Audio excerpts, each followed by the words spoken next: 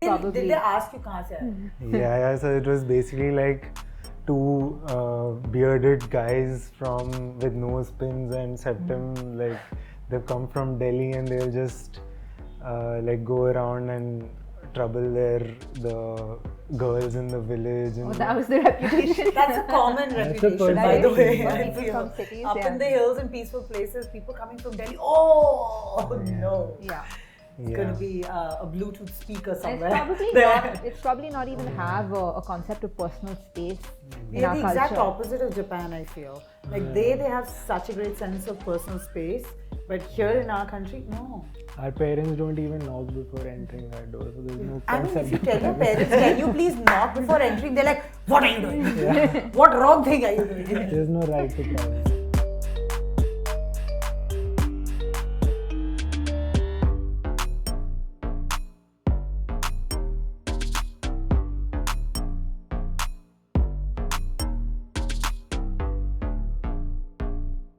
Hi everyone, and welcome to Don't Run Into Glass, a podcast hosted by the Citizen.in. I'm Gayati. And I'm Anika. And Anika, what are we chatting about today? Today we're chatting to two brothers who are constructing with their bare hands a gorgeous, gorgeous house up in the mountains. And I think there is just so much fascination that I have for something like that because, you know, to build something, to create something, but at the same time living in a remote village setting is like, I can't wait to get to know their story. You just want to go to that village and live in this mud house. I have been, actually the first time when I learned about this, when one of our guests told us about that, it has been on the top of my list of things to do. I don't know about you, but I know about you actually. You also like a good, you know, hard, outdoorsy chore. I have taken you out, then you like them. You resist them, but you like them. And it's been on the top of my list, and I've been wanting to go.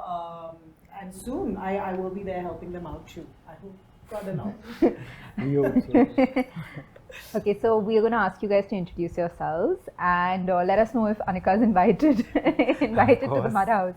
both of you are 100%. Okay, let's start with you. Please introduce yourself. Yeah, I'm Ansh, and yeah, I mean, You're building a mud house. And I'm building a mud house. Like, I'm also an architect. I'm also an artist. Yeah, I think. See, that's the reason I think he hesitates. Like, what do I say first? Do I say artist, architect, construction worker, community build? What do I say first, right? Yeah, laborer. Laborer, yeah.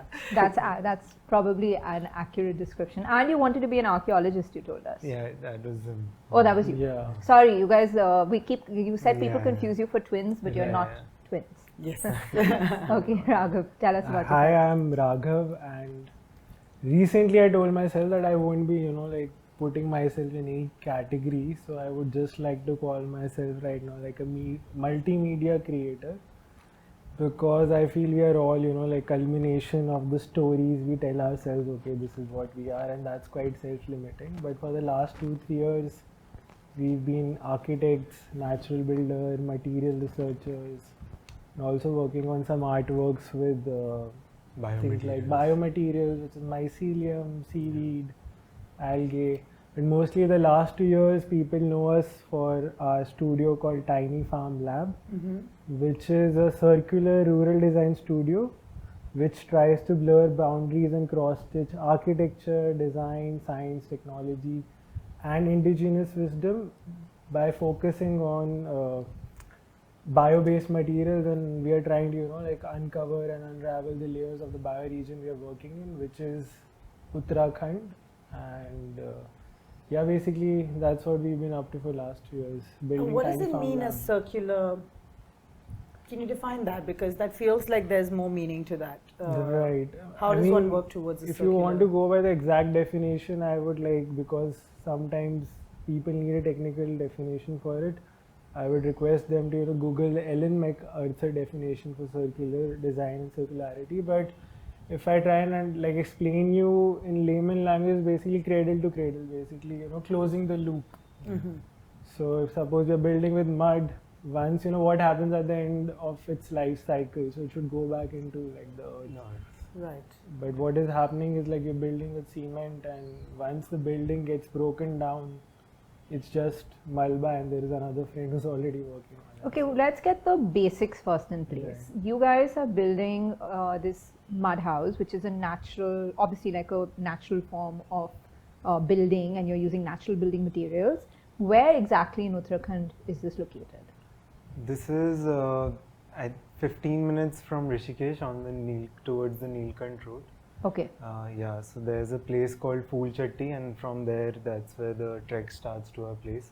And the village is called Dhunar Gaon. And how did you guys choose this village, or did it choose you? Just think it find the was- place It while having a walk. mostly chose us. Yeah, I think so. Like the story goes by like because we were trying to switch to this kind of lifestyle, and actually the mud house wasn't the reason we wanted to like shift there. Tiny Farm Lab is mostly a consequence of a lifestyle choice. So we both wanted to like live our lives intentionally because there's so much distraction in cities. There's so much layers thrown at you, and we wanted to take things slow. And I think the period of COVID allowed us to do that and introspect that we should finally make this move and live this slow life where we could build things like which are sacred with our own hands, with our authentic, also explore our human potential both physically, mentally, and even emotionally. So we wanted to do that, and while doing that we just told our parents like we want to do something like that, but we didn't have the capital that time. So my dad had a friend in Rishikesh who's like really kind, Mr. Deepak. So we went there, and I was like, Dad, there's no point because we can't afford all these expensive land, and right now we don't want to put that much capital. But he was like, doesn't matter, we can at least go window shopping, right? So, and this, after seeing like few land, this was the land when you like really know intuitively, okay, before just seeing the land you had that feeling, okay, this is going to be it. And even though it was like a 2-kilometer trek, we just thought like we have to start somewhere, and like situations are never perfect, but I don't think we regret any part of a journey so 100%. far. What was the reaction of the villagers to you guys coming in and like building your? I mean, because most people probably want to use cement. That's probably. Did they ask you kahan se aaye ho? Yeah, so it was basically like two bearded guys with nose pins and septum. Like they've come from Delhi, and they'll just like go around and trouble the girls in the village. Oh, that was the reputation. That's a common reputation, That by the is, way. for I people feel. from cities, Up yeah. in the hills and peaceful places, people coming from Delhi. Oh no! Yeah. It's going to be a Bluetooth speaker And somewhere. it's probably not. It's probably not even unfounded. It's probably. I mean, tourists, especially Delhi tourists, I know have a fairly Yeah. bad reputation. But now you guys have been accepted. Yeah, I mean, it started off as like this was obviously the perception, the initial perception, and then even after that, when we told them we want to build something like this, it was like कि तुम कहाँ कर पाओगे, तुम्हारे बस की तुमसे नहीं ना है." हो पाएगा. Yeah. Yeah. So and then My they favorite line to challenge back. Tumse Yeah. na ho payega. I said, say what? One more time. yeah, but I think that was something that came very intuitively, and which was a very good thing, was that we took it as okay, aap batao, like you tell us how it's done. So they told us like every single tool, they told us how to use it. Our landlord's mother, Dadi, she lives with us. So she taught us a lot of things. She taught us how to like make rotis, like use all the tools. Sickle or Sickle, crowbar, yeah. everything like axe, how to collect firewood, how to gather like water.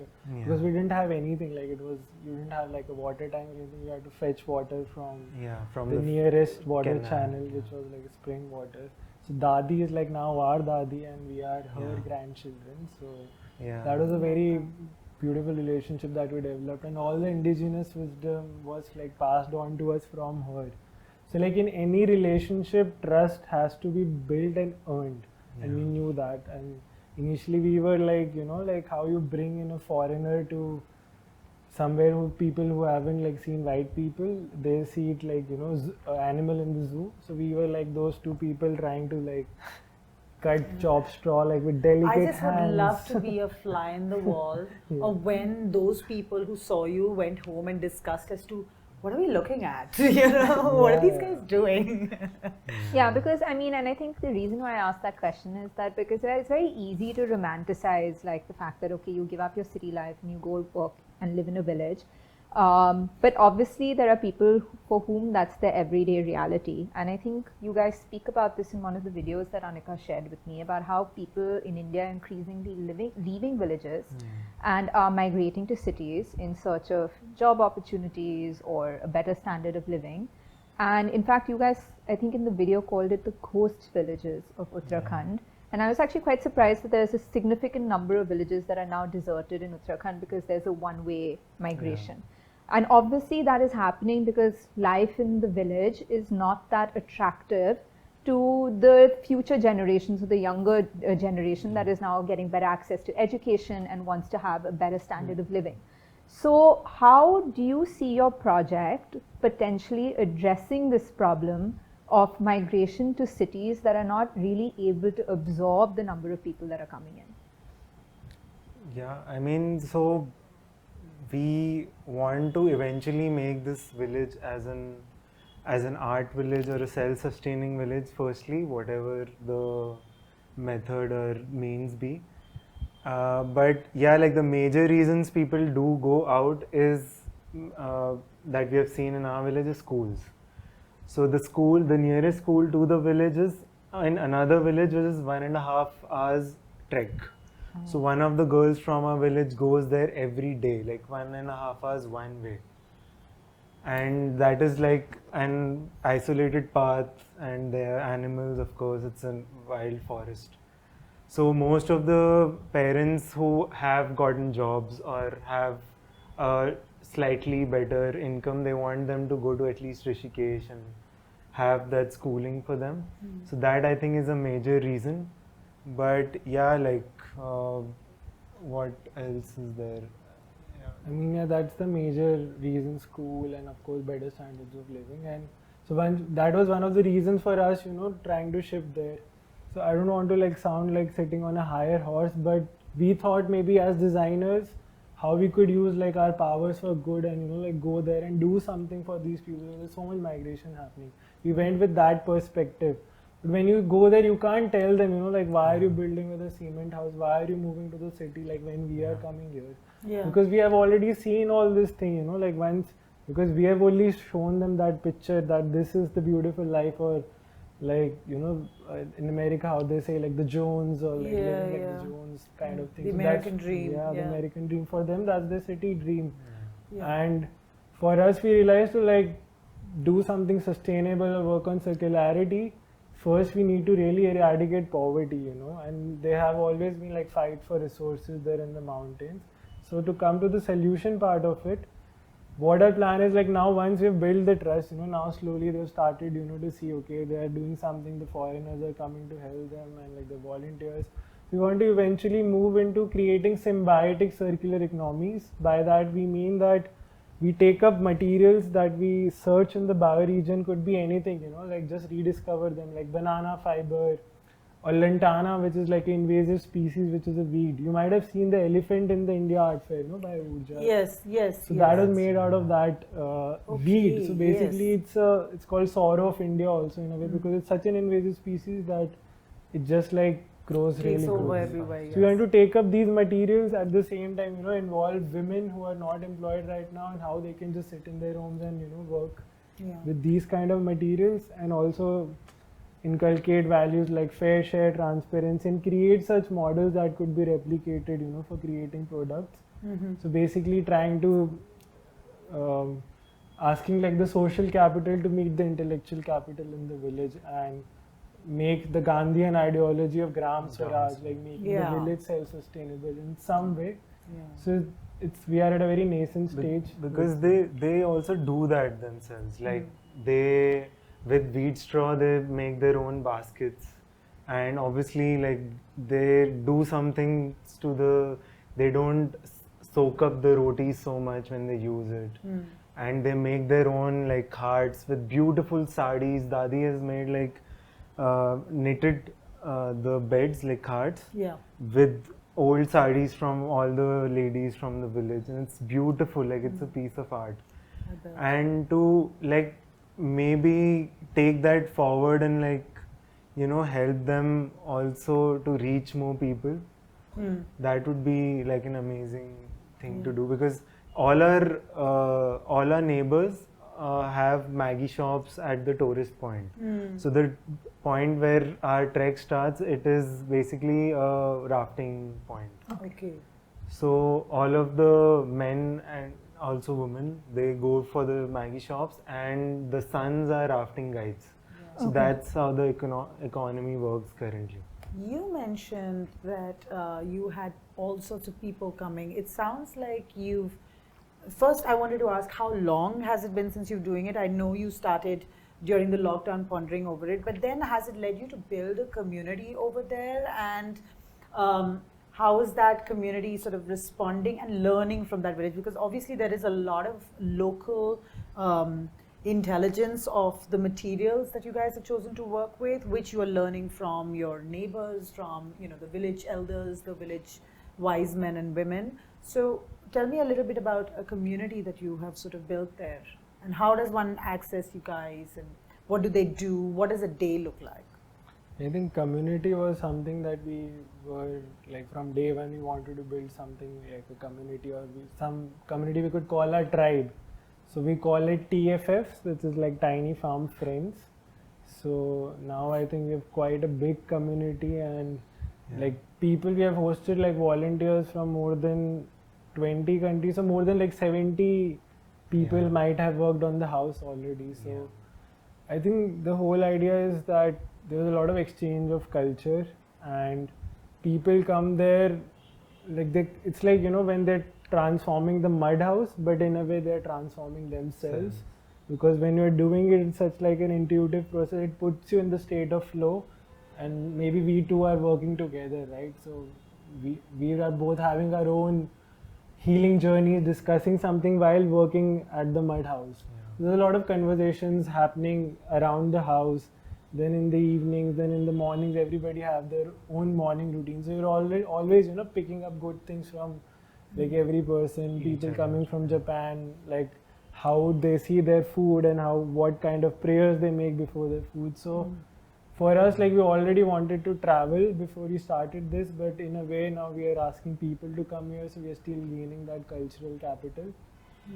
So, and sustainability point of view, when they come there, like they see the indigenous people, like go there, collect, like these bimal tree fibers and how they can make ropes out of it.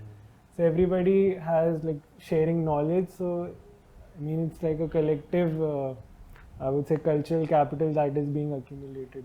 It generally starts with the kitchen, of course, because it's like the easiest way in. So like learning to make food from Dadi, or when we are making rotis, they come and like, oh, this is very interesting. How do they have to be round or whatever? And then it goes on to how we use the tools, how the baskets are made. Then like when the women go to get the grass for their cattle, like that is very interesting to them.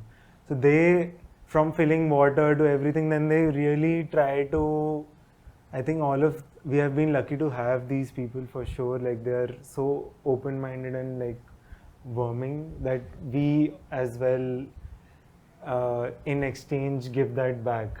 Yeah.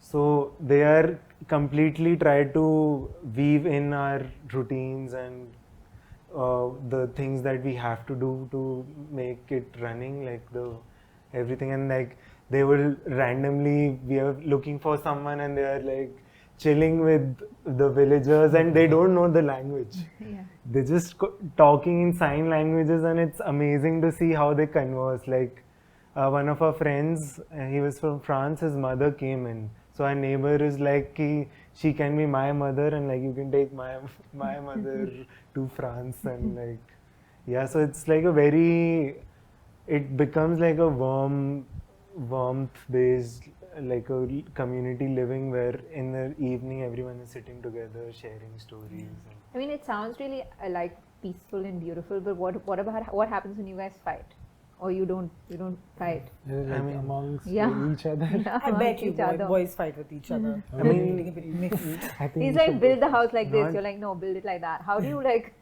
I'm Like, kidding, actually. not first. That's a very valid question. we have a very, I mean, we fight for sure, but it's not like fighting anymore because we have lived with each other for 2.5 years and mostly it has been us, like for Yeah. the permanent parts are us, right? So it becomes, after a point, it's a very, like we discuss all of it, and like we both are obviously very opinionated people, but then we come to a common ground, which is like some things don't really matter so much, and so it is not like fights anymore, rather than goes down to discussions and then Yeah, I mean, if we were to live in a remote village, I think, Getty, we would have, all sorts of ups and downs, and it would be so nice, beautiful, peaceful, dramatic, but everything, yeah. I think we are just too. I don't know how that would go down for 2.5 years. But on a serious note, so this is a mud house. What exactly is a mud house, and how are the materials for it sourced? Are they sourced locally? What exactly do you use to build this mud house? When you get the mud, I'm assuming you would get them locally, because I think if you have a 2-kilometer trek, or mal lana, everything is either like you need a mule or you're carrying it. So it's all in how much? What is the 150 meters. 150 meters is your Yeah. radius of collection. 90% of the 90%, materials we have yeah. sourced from there. So the mud house that we're building, we are using the cob technique. So basically, cob is an English word for a rounded mass. So what we are trying to do is like make a dough of mud and straw, which is straw like wheat straw, rice straw. So which is also a major cause of pollution in like Delhi NCR, the stubble. Yeah. So we're in fact using that material in it. So that provides the extra fiber and strength to the mud house. So you have to we have like a big tarp where every day we dance on our favorite songs with our favorite people around and friends Yeah. coming over. We have like music from Albania to like Salsa Brazil or and, like, even Japanese rock, everything.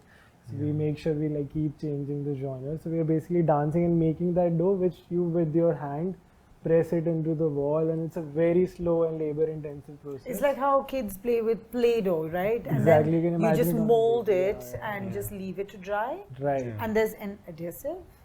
Basically, mud is acting as its As- own adhesive. So if it gets too dried, then you add a little bit of water and wet it before you put the another layer. And if it doesn't dry too quickly, then you have to wait for it, otherwise it will slump. So And just- how weather resistant is this technique? Like, this house has the ability to like last rain, it's a- storms. That's a very valid and the most Yeah. common question and the myth Right. surrounding mud houses. So there is a saying which goes in the natural building circle. It's called the house should have a good hat and a good boot. Basically, a good foundation, like it should be raised well with like stone or Okay. like a platform, and it should have like a good roof. Like you can imagine, like if you go with like gum boots and umbrella, you don't get wet that much, right? Yeah. And mud houses have survived like for more than thousands of years. You can check like Shibam, which are like 7-story mud houses. Taos Yeah. Pueblo in Mexico, there's Fujian Yeah. Toulouse in China. So they have like outlasted civilizations. That's incredible. Okay. Yeah. Yeah. So yeah, during our workshops, like we have this presentation and where like we show them the possibilities and what already has been built over centuries, and that's when like minds open up as well, like what your building can live. It's basically a growing structure. So Cement like is just 100 or 120-year-old Yeah. material. Now you can imagine like what was happening before that. Human timeline is like so So- big. So it just is like just last 100 years we've been using cement that much. I'm not saying it's a bad material. Nothing is a bad material. Neither is excessive. plastic. You need like if you're like somebody is dying, you need plastic to carry the blood, right? So depending on how you're using it, how much you're using it, and what That's kind of a- marriage you're making with the material is what we really need to think as a society, and especially as responsible designers, and maybe then take this conversation forward. and even probably as artists I think. Yeah. I think like for me, I'm finding more and more when I meet people who not only work as artists but also architects and in the arena of creating things, there's like a design revolution that is sort of going on. There is so many people who are relying on these ancient techniques and knowledge systems, but at the same time, local hybrid knowledge systems, which are not rooted in history, but they're just continuous. Everyone has done it because that's the material available there. And I feel like that's what I'm hearing for you guys also. You've taken this very intentional step to go up to the mountains. You're almost living off the grid. You're community living, like almost like a commune, like almost like a small little, space that you've invited the world to. I bet that would have really altered the way you are seeing the world around you as you are also finishing this experience. Is that happening with you? Of course, I mean, like, I think when we started off, we were also in a kind of a rebel mode as well, that capitalism and this is bad and like it's the worst thing ever and you have to change that and change the world. But eventually you come down to accepting the things and making a balance out of it, because for example, to empower the village, you need some sort of capitalism.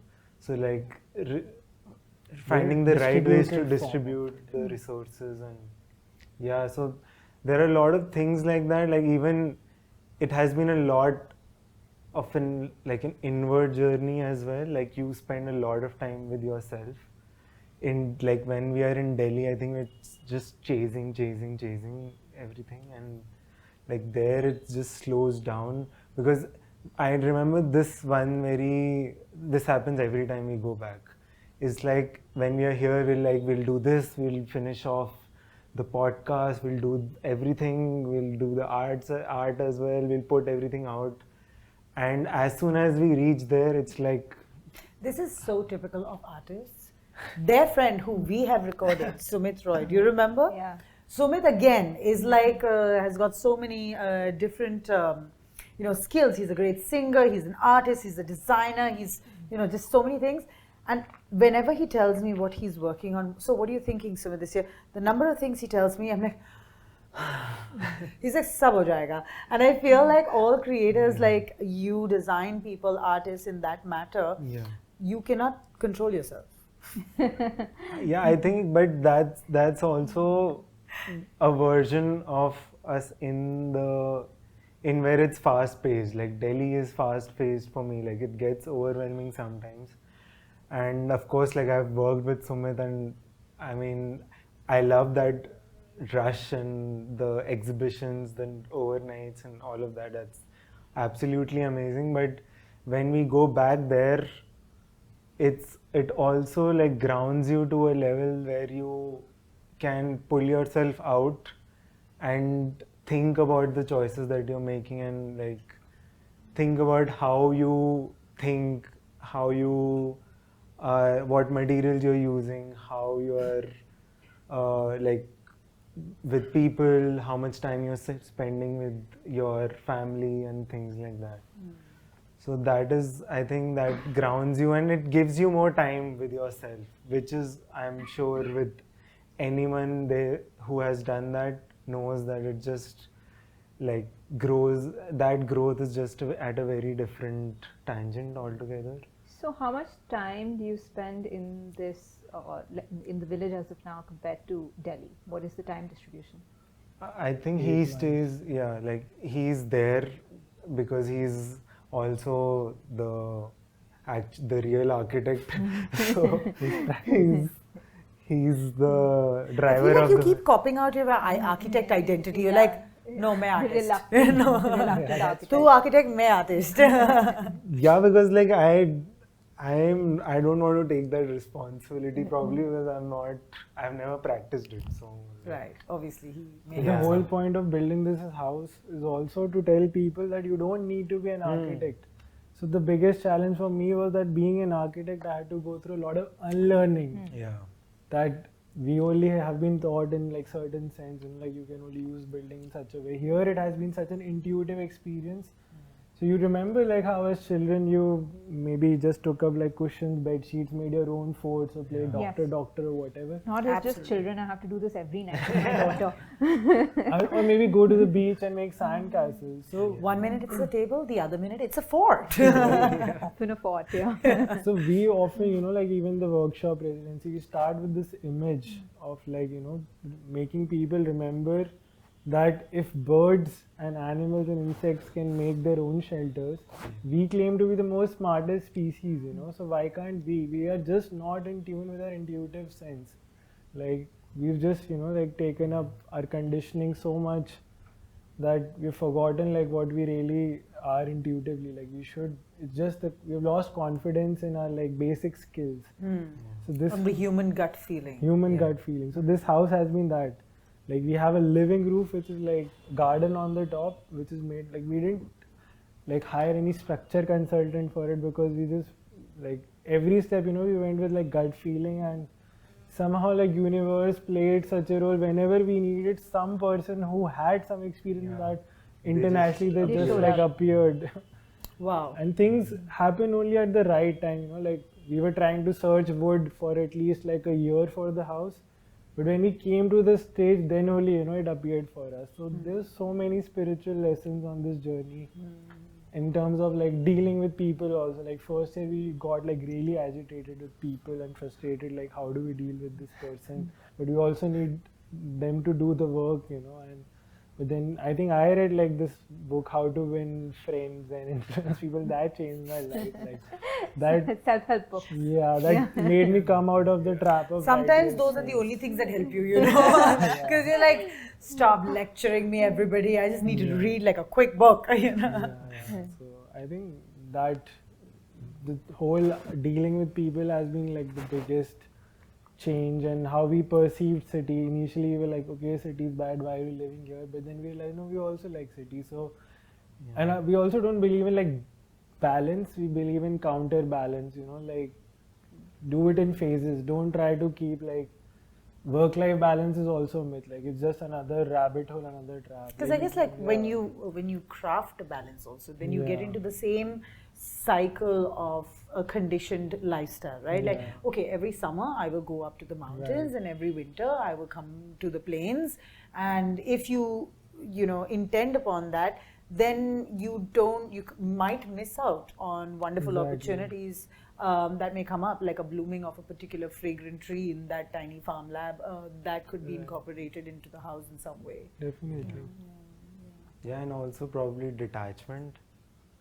That's something that I think we both experienced very strongly, because last year, because this obviously the house has taken longer than we expected, and last year we had to leave it without the roof, and we had just covered it with tarp and all of that, and we didn't know what will happen to it. And even in our daily life, like if we have planned that okay, today the wood will come, or today this is what we have to do, and if it rains, then like there's nothing in your control. Yeah. So it teaches you a lot of that most things are not in your control, so just like don't be put that on yourself. And God, I wish I learned that lesson, because I try and control every tiny aspect That's of my life. favorite hobby, actually. You know, just trying to control everything. The So that funniest story, sorry to cut you. Yeah, yeah. Go ahead. The funniest story was like when we just had gone there, like in 2021, and I think the second wave of COVID was happening, and we were just, you know, like getting into the life of like learning skills, and that time lockdown happened, and we were getting calls from Delhi that things are so bad, the hospital beds are so full. So we were already freaking out, even though it was just a small village, and my mom, like parents were worried, like you're just alone there, is everything good? And there was this medical team which was sent by the government like to get COVID test done, and we were doing well like health wise. So we got tested, and the team actually called the whole village in the house where there was already one case, and that's where like the whole scan happened, like testing and all. We were already like, we were like coming from city trying to put logic in everything, and then people were like not afraid, they were like having fun around. And after the test, it was raining for like 2 days continuously, and the reports were supposed to come, and the neighbor calls Ansh, like come to me, and then she goes and whispers in his ear, "You are positive," and the both of them are not Because she's wearing more masks. worried as to किसी को नहीं बताऊंगी मैं तुम्हें बता देती हूँ. And they both are not wearing masks, and I'm like, okay. And Ansh is speaking out, and he's like, I'll isolate and keep everything, like keep everyone away from me, and you also Yeah, stay I just went in outside. the room. Okay, and whole village, whoever was present in the village at the point, came into my room. And he's like, just do some exercises, you'll be fine. And I was so worried checking his oxygen, and like I was preparing. It was raining for 2 days straight. Yeah. Next morning, I thought I'll go to the city. The city was at least 15 kilometers where you get a medical, like medicines and all. And I'm trying to like kickstart my scooty the next morning, and the neighbor is like, "Where are you going?" And I'm like, "To the city together." He's like, "The bridge went away last night, so you can't go anywhere." Yeah. So we got Oh. stuck there, and with this case, then we realized, like life is so uncertain, and chaos can always like ruin your plans. Yeah. And that's when also like that hit that this is like what you have chosen now. And Yeah. luckily, like I had no symptoms as such. But yeah, like that was one of the. It is a very funny story, but could have been a lot. I know, and I think now that we speak of it, it's, we've all making light of COVID because we're all now used to it and everyone has some immunity. But that second wave time, it was a scary Very time, scary. like if someone had COVID, you were Yeah, paranoid and whatnot. It was. But I really found it quite amusing, or in fact crazy, that we as a country expected forms of isolation when, like you said, that's not in our culture. We don't have a concept of personal space We in are our the exact culture. opposite of Japan, I feel. Like they have such a great sense of personal space, but here in our country, no. Our parents don't even knock before entering our door, so there's no I mean, if you concept. tell your parents, can you please knock before entering, they're like, what are you doing? What wrong thing are you doing? There's no right to privacy. Yeah, no, that concept doesn't exist because, even, and especially when you move out of the cities, there is no concept of personal space. A family shares one room, Right. and you have to go to the marketplace to get whatever you need. You don't have apps in, the remote parts. So you don't have bridges clearly in the remoter parts of India. So yeah, I guess that's a bit of an eye opener on the life you've chosen. And it does seem like, and a lot of people did it during COVID. A lot of people moved to the mountains. Yeah. But when the world normalized, they kind of like moved back. You guys had obviously chosen to stay on. Yeah, I mean, we went there. I mean, we went there before the second wave, and we didn't expect. Obviously, no one expected the second wave as it was. So it was also like a blessing in disguise because then you don't have to be in like four walls. We were taken care, we got so much love, like even if you're taking that much, like we had kids and we were like, he was taking some maths classes and all of that with them. I did some art with them. So we had them every day for a few hours with us.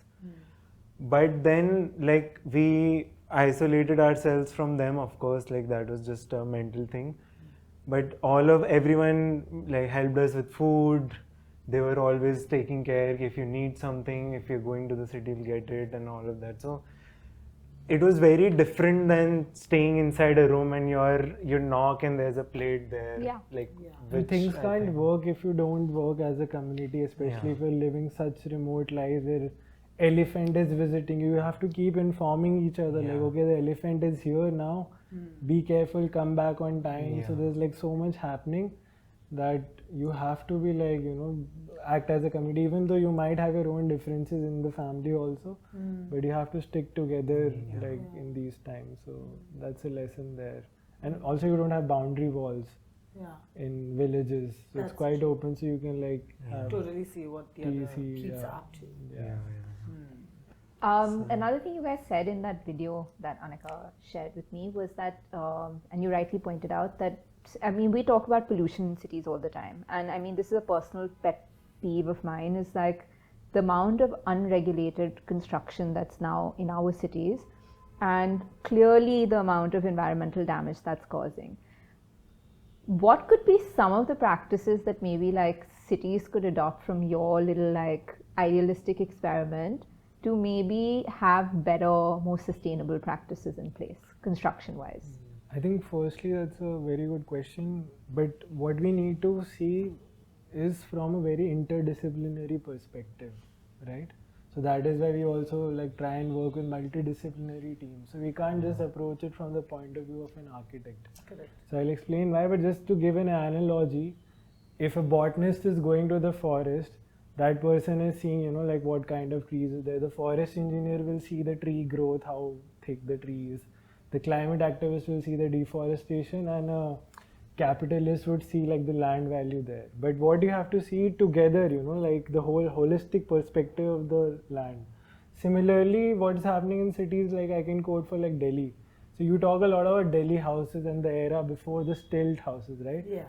So it's not that concrete was like so bad or something, cement was bad. The houses were meant to last, but because we brought in such economic policies that you can build G+3, G+4, so you can't fight human nature. Firstly, that the greed is always there. Why would you like keep sitting in a ground floor bungalow where you can build 3 floors and sell it to the builder? So you need to see it like from the material perspective, from the economic side perspective, from urban design. Like so many people can come into this picture to make a sustainable model. So construction industry right now is responsible for more than 40% of the carbon emission, which is like more than I think one And I think the third. Delhi particulate matter is especially high not only because of the crop burning pollution, but all because that happens at certain points in time, but all year round I think it is the Construction, yeah. I think every house I have lived in Delhi, construction has started next door within the first year of me moving in. Yeah.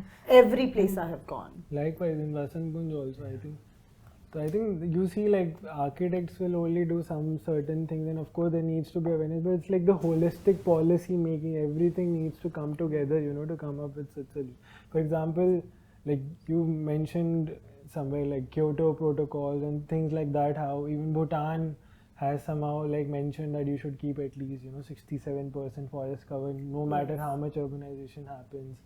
In Kyoto, Japan, you might have seen how seriously they take their like. So Getty, do you plants. remember when we were in Japan together? We were somewhere in a forested part, and then we looked at the trees, and I said, "Just notice all the trees in a straight line." It was a wild forest, but when we looked, the trees were in a straight line, and that's what happened with Kyoto Protocol and stuff like that. But yeah, in Delhi with this pollution, unless there isn't like a complete overhaul of how forest interacts with water, interacts with surface cover, interacts with covered surface area. Till that time, particulate matter cannot go down. I mean, you have a child. It's just the worst thing to be in the city with a newborn baby, Yeah, absolutely. I mean, that's something as parents we really struggle with. Like, I mean, I'm all for cities and I've chosen to live in a city and I'm definitely a city girl, but now as a parent, I have doubts about the fact that I wouldn't raise kids in a polluted city. So that does happen. So you're basically saying there's no simple solution. Yeah, I think it's a very complex problem. It has to, I guess it also has to include the people who intend to stay in that house. That's what I was telling them also earlier, is like with the farm, when you're building out this mud house, you've so gently built that house. My hope and prayer in the future is that everyone who does come to that house later on also treats it that delicately as it is built, Like now we've started treating homes, and homes are no longer homes, they're flats now, they're apartments now. So they are like, come and go, that disposition of like not having any permanent state of attachment is not there. So when you don't have that, you're like kind of rough with something, right? But like that kind of softness towards a building, a home is kind of disappeared amongst a very large generation, which is sad. So I would like to add on to it, like that's a very good point and one of the most important point why we built using this technique COB, because it's very sculptural. So the idea is like when you're getting married, like how do you get your like clothes stitched, it's like perfect, you choose every color, it's like suiting to your personality, fit, it should be comfortable. There's so much you think about when you take your wedding dress or whatever. But when it comes to your house, you're just buying flats which are like boxes. yeah. and it needs to be the most like personalized item. Of course you can like fill it with your favorite artworks and things, but like just to like make it from like the scratch and having every space, you know, tailored to your needs. And one thing is that you're building with mud, and another thing is that you're building it beautifully. So there are so many patterns, you know, like which we have as a personality that we can take into account while building our own house. And there's a Chinese saying that I don't know the Chinese saying, but it translates to a man builds a house and he dies. Basically, it's such an act that takes so much effort, money, physical effort, that you only build it once. That's what like our families used to do it earlier. Right Yes. now, when it has become so difficult for millennials to buy a house, or either they're not Almost choosing impossible Yeah, now. it's impossible. If you don't have generational wealth now in Delhi, You can't cannot. buy houses. Yeah. I mean, even if you wanted to take financial assistance from the banks and such, you still need a significant amount of generational wealth to Make be it able to possible. access that loan. Yeah. You know. Yeah. As Golad. Yeah, it's rather sad how and it's like villages. It's like this reverse movement that you guys sort of represent. You know, the villages coming to the city, getting abandoned, becoming coast villages, and then there is a new generation of young people all over the world. Like, were you ever addicted to something like van life or like tiny houses or like decks on YouTube during the lockdown? Because I was addicted to van life, and all I wanted to do was like get in this small off the grid, build like an off the grid vehicle, and then do whatever work I'm doing to make money to sustain this tiny little lifestyle I want. So there is like people who are accessing that and making that a way of life, and you know, going up there and doing that. And I just feel but do you feel, actually, I don't know what I feel, but I would like to know what you feel. Do you feel like society is sort of acknowledging how cities are getting absolutely saturated, and that we just need to like ease off on the cities and like, you know, change our lifestyle a bit? So like with the tiny, the whole tiny movement that's where I think both of us got interested in, like during our architectural schools. We did our theses on that, dissertations on that. So one thing that we did realize was that in India the houses are anyways tiny. Like the tiny house movement was in terms of square area, right? So like I did my dissertation with the informal chai shops and like on the Vasant Kunj street from Chhatarpur to the mall. So I mapped all of them, and I then designed like motorable homes and shops for them. Okay, cool. So in that is when like I got questions about like already we are living in like tiny houses.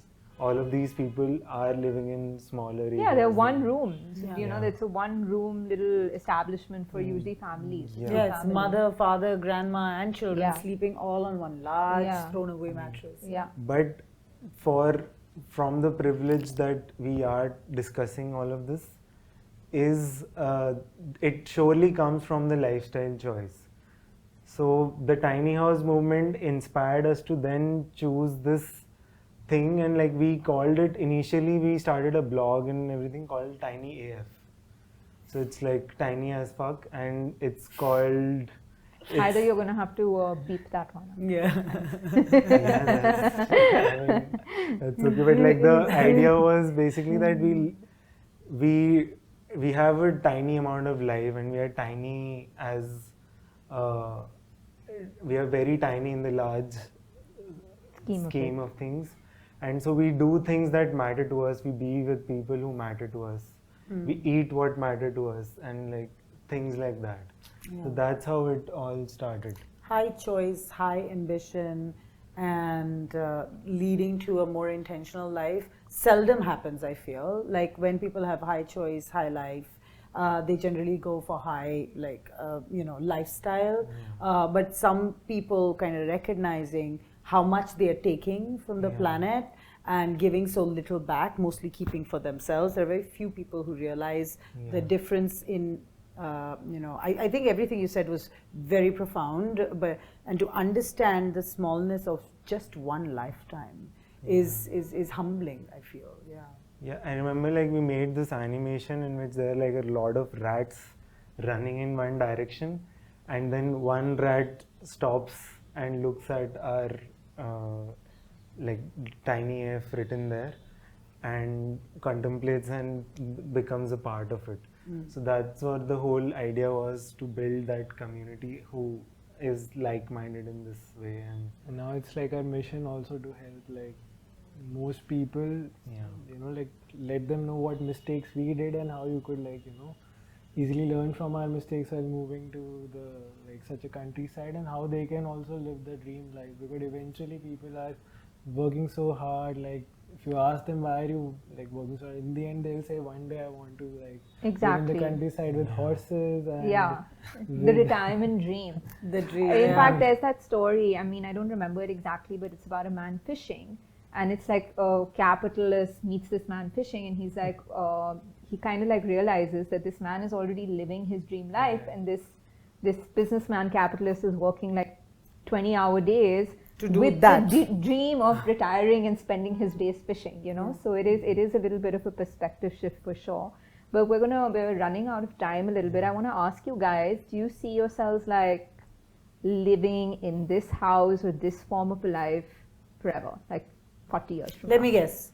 Creative people like this, I don't think they're going to stop here. They're going to build this, they're going to make it, and then they're going to create something else and later. Am I wrong? No.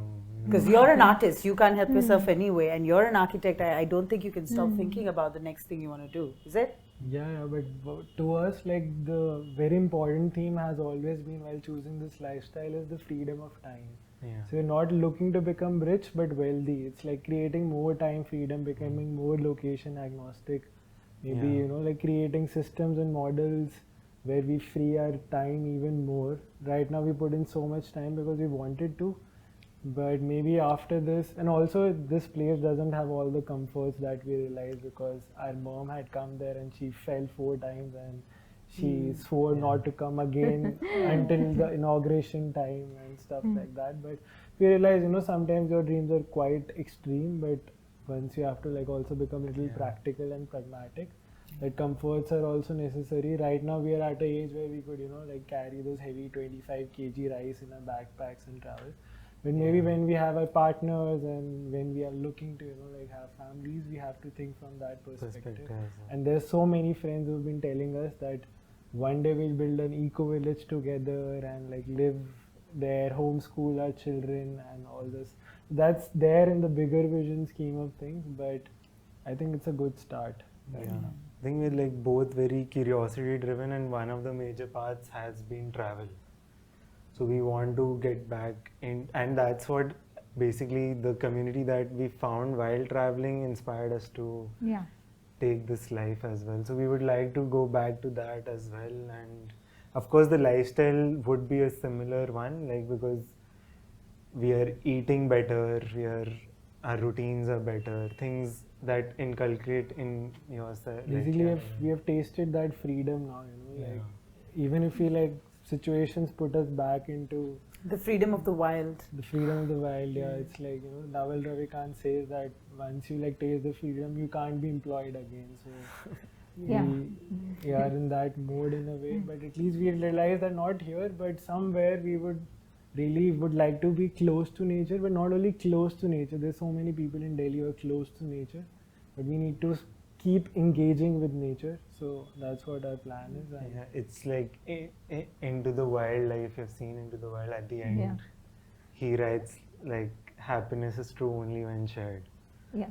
So like we'll love to have all the friends and family there to enjoy that with us as well, and have that comfortable environment for everyone to be able to like.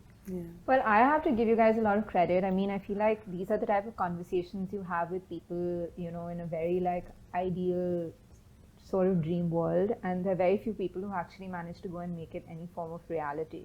So I mean, it's quite inspiring and commendable that you guys have actually managed to do this, and you've managed to sort of like, you know, put it into action. That's a put rare into action feat. something that requires heavy manual labor. Like that is amazing, guys. You know, isn't Yeah, it? and giving up the known for the unknown, you know, a little bit. That's not I mean, I'm a creature of like comfort, and if like something is, if something's not, it's like kind of like if it's not broken. Yeah, Getty is very much similar to my sister as well. Like they like a little bit of order, da da da. So Getty and me used to go horse riding from time to time, and she is a very poised rider. You know, she's been trained right, and I've grown up on like I can control a horse, I will not fall, and I like to Anika? race the horse. So we are going on the trail, right? And then my horse decides to take off because of a new horse I'm riding, but I have no problem. I'm like wee, and then Getty comes later after my horse stops galloping. She's like, "That is really bad manners, Anika. That is not good at all." It's really irritating because horses are herd animals. If the first one starts galloping, all of them start galloping. Now you're not supposed to just let your horse gallop off and have all the other horses galloping with them. We're all controlling our horses. But Anika, I think you would do really well. I think you need to go and help these guys. I need to. The very first time he told me, I think before he could finish a sentence, I already said, I promise you that I will come there. It's just that I haven't gone yet. When did I hear? Like 6-7 months ago about this, and we've not really had a summer. It's been a strange weather this year. You know, just the monsoon. Actually this year in terms like climate change, this year has been one of those years where all throughout the year you've been warned, stay indoors, don't go out. Go out only if necessary. Hasn't this year been kind of like that? True. And yeah, so I hope now the following months are not like that. Please, yes, you are both most welcome whenever. It sounds whenever fun. I it's mean, I would love to possible. definitely check it out. But I think Anika will make a trip maybe a little Before you. sooner than I will. Okay, so thank you guys for joining us. Thank you so much and for thank you having all us. for tuning in. We'll catch you next time.